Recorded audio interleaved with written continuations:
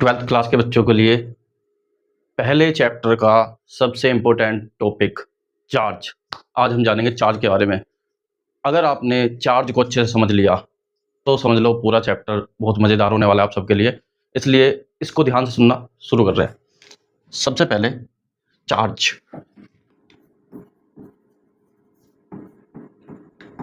Charge charge क्या होता है? इलेक्ट्रिक चार्ज भी हम कह देते हैं। चार्ज होता क्या?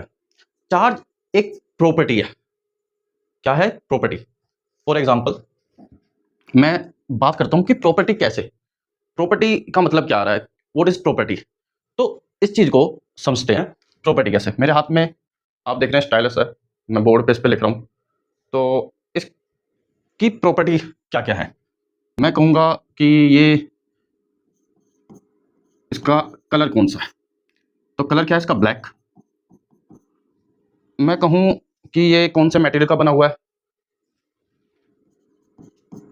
मटेरियल। तो कौन सा मटेरियल का बना हुआ है? सम वी कैन से प्लास्टिक। मैं कहूं क्या इसका मास है? होगा ना कुछ ग्राम। हाँ है मास।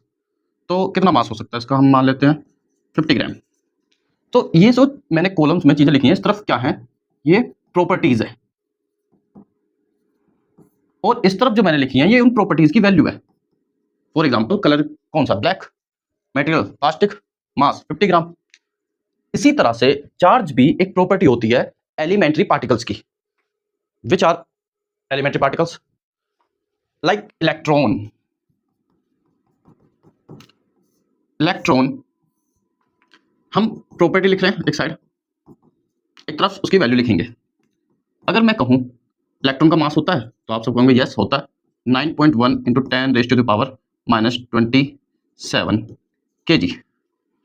क्या मास का इलेक्ट्रॉन का चार्ज होता है? हाँ होता है। कितना? -1.6 इंटू 10⁻⁻19 कूलम।